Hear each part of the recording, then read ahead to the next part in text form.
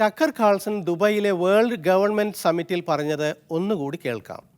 റഷ്യയിലെ പ്രതിപക്ഷ നേതാവായ നവൽനിയെ തടവിലിട്ടതിനെ പറ്റി പുടിനോട് ചോദിക്കാഞ്ഞത് എന്തേ എന്നാണ് അദീബിന്റെ ചോദ്യം. You didn't talk about freedom of speech in Russia. You did not talk about Navalny, about assassination. കാൾസന്റെ ഉത്തരം നേതാക്കളെല്ലാം ഒരുപോലെയാണ്, എതിരാളികളെ കൊല്ലുന്നവർ. That every leader kills people, including my leader. Every leader kills people. Some kill more than others. Leadership requires killing people. Putin, Navalny എന്നിവരോട് ചേർത്ത് ഭരണകൂട കൊലപാതകം സ്വാഭാവികമാണ് എന്ന മട്ടിൽ കാൾസൺ പറഞ്ഞ് ഒരാഴ്ചക്കുള്ളിൽ വന്നു ആ വാർത്ത. അലക്സി നവൽനി ജയിലിൽ മരിച്ചു. അലക്സി നവൽനി ചെറുപ്പത്തിലെ റഷ്യയിലെ ഏറ്റവും പ്രമുഖ പ്രതിപക്ഷ നേതാവായ ആൾ, പുടിന്റെ അഴിമതിയും ദുർഭരണവും തുറന്നു കാട്ടിയ ധീരൻ. പലതവണ അദ്ദേഹത്തെ കൊലപ്പെടുത്താൻ ശ്രമം നടന്നു, വിഷപ്രയോഗമടക്കം. കഷ്ടിച്ച് രക്ഷപ്പെട്ട നവൽനി പിന്നെയും തന്റെ ജനകീയ സമരം തുടർന്നു. റഷ്യയിൽ പുടിന്റെ വിമർശകർ ഏറെയും വിഷമേറ്റ് മരിച്ചതിന്റെ ഉദാഹരണങ്ങൾ കുറെയുണ്ട്. പുടിന്റെ റഷ്യയെ മാഫിയ സ്റ്റേറ്റ് എന്ന് വിളിച്ച ലിറ്റ്വിനെങ്കോ ആണ് ഒന്ന്. വ്ളാദിമിർ കാരാമുർസ, പ്യോട്ടർ ബെർസിലോവ് എന്നിവർ വിഷമേറ്റുള്ള മരണത്തിൽ നിന്ന് കഷ്ടിച്ച് രക്ഷപ്പെട്ടവർ. ഇപ്പോൾ റഷ്യയുടെ വിദൂരസ്ഥമായ ആർട്ടിക് ജയിലിൽ വെച്ച് മരിച്ച നവൽനി പുടിന്റെ ഏറ്റവും വലിയ വിമർശകനായിരുന്നു. പലതവണ ജയിൽ, പലതവണ വധശ്രമം. ജനാധിപത്യമെന്ന നവൽനിയുടെ മുദ്രാവാക്യം പുടിനെ അലോസരപ്പെടുത്തി. അദ്ദേഹം ജയിലിൽ മരിച്ചത് സ്വാഭാവിക മരണമല്ല. അദ്ദേഹം മരിക്കണമെന്ന ആഗ്രഹവും അത് ഉറപ്പുവരുത്താൻ അധികാരശക്തിയും പുടിൻ സർക്കാരിനുണ്ട്. വിവരങ്ങൾ മറച്ചു പിടിച്ചാലും ജനങ്ങൾ വിധി എഴുതിയ മട്ടാണ്. എല്ലാ ഏകാധിപത്യ ഭരണത്തിലും എന്ന പോലെ റഷ്യയിലും മാധ്യമങ്ങൾ സർക്കാരിന്റെ ചൊൽപ്പടിയിലാണ്. നവൽനിയുടെ മരണത്തെപ്പറ്റി അവ അധികം പറയുന്നില്ല. പറഞ്ഞാൽ തന്നെ മരിച്ചു എന്ന വിവരം മാത്രം. മോസ്കോ ടൈംസ് പോലുള്ളവ റഷ്യക്ക് പുറത്തുനിന്നാണ് ഇറങ്ങുന്നത്. വിധേയ മാധ്യമങ്ങളല്ലാത്തവ ഒക്കെ പുറത്ത്.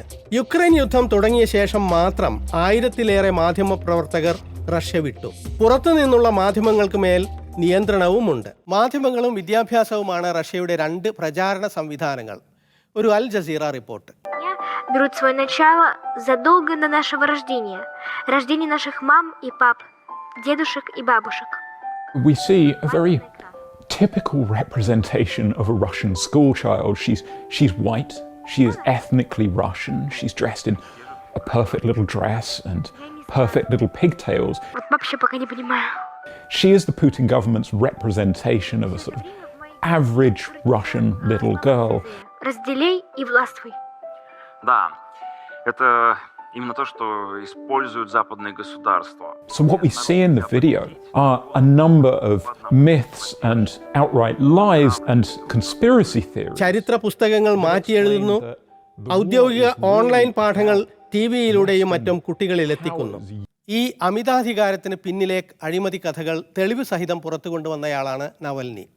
പുടിന് കൈക്കൂലിയായി കിട്ടിയ ആഡംബര കൊട്ടാരത്തെപ്പറ്റി ഒരു വീഡിയോ തന്നെ ചെയ്തു അദ്ദേഹം. Не храм Минобороны, конечно, но и вообще не очень православно выглядит. Куча каких-то строительных вагончиков, там, очевидно, живут рабочие. Видим гигантский 80-метровый мост. В любом российском регионе открытие такого было бы целым событием, а здесь он просто нужен для прохода к чайному домику. Справа видим 2 вертолетные площадки. Странно, раньше-то их было 3. Одну убрали и насыпали вместо нее гору. Только вот какую-то очень странную гору с въездами внутрь. നവൽനി അറസ്റ്റ് ചെയ്യപ്പെടുമ്പോഴും ഇപ്പോൾ കൊല്ലപ്പെടുമ്പോഴും ആ വീഡിയോ കോടിക്കണക്കിന് ആളുകൾ കാണുന്നു. രാഷ്ട്രീയക്കാരന്റെ ആവേശവും ഇൻവെസ്റ്റിഗേറ്റീവ് ജേർണലിസ്റ്റിന്റെ സമർപ്പണവും ആ അന്വേഷണ റിപ്പോർട്ടിൽ കാണാം. അദ്ദേഹത്തിലൂടെ പുടിന്റെ അഴിമതി ലോകമറിഞ്ഞു. We head now to the Black Sea and to a sprawling palace complex with its own amphitheater, a tea house and a helipad. Who owns it? Well, Kremlin critic Alexei Navalny has released a 2-hour video investigation into the complex, saying the palace was built for Russian President Vladimir Putin using taxpayer money. The Kremlin has denied those allegations. The video was posted by Navalny's team 2 days after he was jailed upon returning to Russia. They're calling it the new Versailles. In the 2-hour video, Navalny explains how his anti-corruption foundation had been able to film the property from above for the first time, using a drone. He says it's nothing like it. anywhere in the country.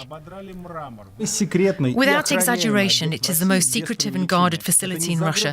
It isn't a country house or a residence, it's an entire city, or rather a kingdom.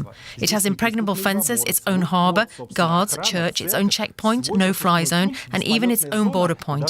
It is a separate state inside Russia. Navalny വേറെയും അന്വേഷണാത്മക റിപ്പോർട്ടുകൾ പുറത്തുവിട്ടിട്ടുണ്ട്. Decker Carlsen അദ്ദേഹത്തിൻ്റെ അടുത്തെങ്ങും എത്തില്ല. ആ പ്രതിബദ്ധതയ്ക്ക് Navalny കൊടുത്ത വില സ്വന്തം ജീവനാണ്. അഴിമതി, ദുർഭരണം എന്നിവയ്ക്കെതിരായ ശക്തമായ പ്രതിരോധമാണ് ജേർണലിസം. അത് തിരിച്ചറിഞ്ഞയാളാണ് നവൽനി.